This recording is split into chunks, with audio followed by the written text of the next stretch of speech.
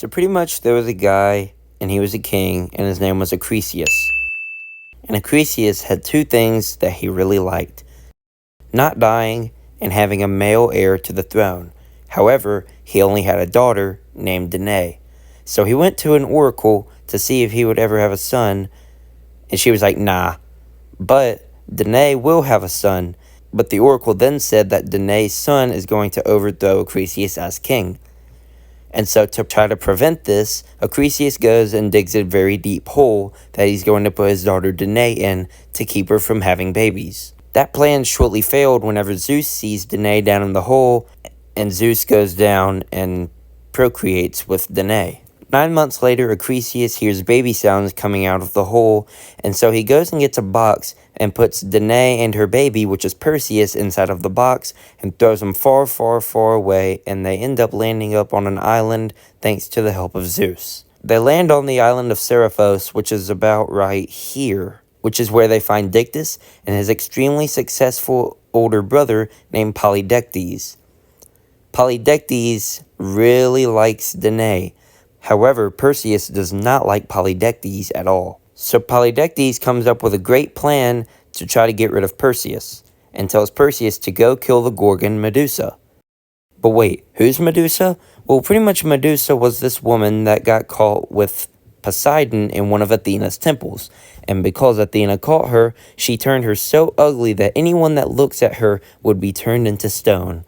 And also, she gave Medusa snake hair. While Perseus is gone, he comes across Hermes and Athena, who give him things like a sword, winged sandals, and a shield, which could be used to see Medusa through reflection so he wouldn't be turned into stone.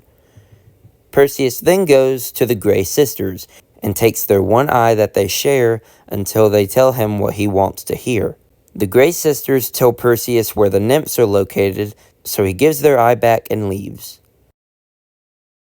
The nymphs give him things like a bag and a helmet, a magic helmet. Magic helmet! Magic helmet! Magic helmet. The helmet will allow Perseus to go completely invisible. I bet you can figure out which one was more important. Yes, magic helmet. So now that Perseus is ready, he props up the shield, puts on the helmet, and goes and cuts off the head of Medusa and puts it in the bag. After Perseus has killed Medusa, he then goes to fly over the continent of Africa, which is where he finds a girl that's been chained up to a rock, whose name is Andromeda. Andromeda's father made Poseidon very mad, and because of this, she was chained to the rock, where a sea monster was going to eat her. However, Perseus went up and killed the monster, then asked Andromeda's father for permission to marry Andromeda, and he was like, yeah. So then they go get married, and Perseus goes back and shows Polydectes the head of Medusa, and he gets turned into stone. And so then Dictys, Danae, Perseus, and Andromeda all live together in harmony, and all is well. But what about the prophecy? What about what the oracle told Acrisius? Well, one day, Acrisius goes to a sporting event, and a discus goes flying off and hits him in the face, and he dies. The end.